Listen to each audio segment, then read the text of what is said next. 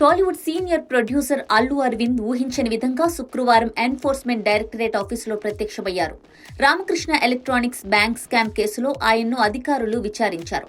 దాదాపు 3 గంటల పాటు అల్లు అరవింద్ ను ప్రశ్నించారని తెలుస్తోంది. ఎప్పుడూ వివాదాలకు దూరంగా ఉండే గీతా ఆర్ట్స్ అధినేత ఉన్నట్టుండి ఈడీ ముందు హాజరు కావడం ఇప్పుడు ఇండస్ట్రీలో హాట్ టాపిక్ గా మారింది. రామకృష్ణ ఎలక్ట్రానిక్స్, రామకృష్ణ టెలెక్ట్రానిక్స్ పేర్లతో ఏర్పాటు చేయబడిన 2 సంస్థలు 2017లో యూనియన్ బ్యాంక్ నుంచి 100 కోట్ల రూపాయలు రుణాలు తీసుకున్నాయి. అయితే ఓపెన్ క్యాష్ క్రెడిట్ సౌకర్యాన్ని దుర్వినియోగం చేసి ఆ రుణాలను సొంత అవసరాలకు వాడుకున్నట్టు ఆరోపణలు ఉన్నాయి. ఈ మేరకు union bank of India case దాఖలు చేసింది. రామకృష్ణ ఎలక్ట్రానిక్స్ తో అల్లు అరవింద్ కి చెందిన కొన్ని సంస్థలకు ఆర్థిక లావాదేవీలు జరిగాయట.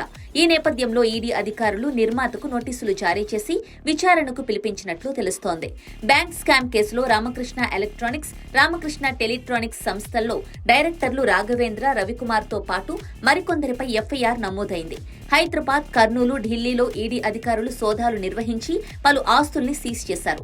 ఈ వ్యవహారంలో మరిన్ని వివరాలు తెలుసుకోవడానికి అల్లు అరవింద్ ను విచారించారు. 2017-19 మధ్య జరిగిన కొన్ని లావాదేవీలపై ప్రశ్నించారని సమాచారం.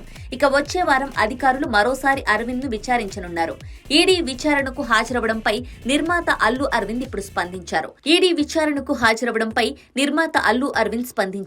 నేను 2017లో ఒక మైనర్ వాటాదారుడు పేరు మీదున్న ప్రాపర్టీ కొన్నాను. కొన్న తర్వాత అతనికి ఈడీ ప్రాబ్లం ఏదో వచ్చింది. అతను బ్యాంక్ లోన్ తీసుకొని కట్టలేదు. అతనికి ఈడీ ఎంక్వైరీ ఉంది. ఆ ఎంక్వైరీలో భాగంగా అక్కడ బుక్స్ ఆఫ్ అకౌంట్స్ లో నా పేరు ఉన్నప్పుడు నన్ను ఈడీ వచ్చి విచారణకు రమ్మని అడిగితే బాధ్యత గల సిటిజన్ గా వెళ్లాల్సి వచ్చింది. నేను వెళ్లి వివరణ ఇచ్చాను. దానికి సంబంధించిన అకౌంట్స్ అడిగారు. అంతే తప్ప ఇంకేమీ లేదు. దాన్ని మీడియాలో పెద్దగా చేసి చూపిస్తున్నారు అంటూ అల్లు అరవింద్ క్లారిటీ ఇచ్చారు.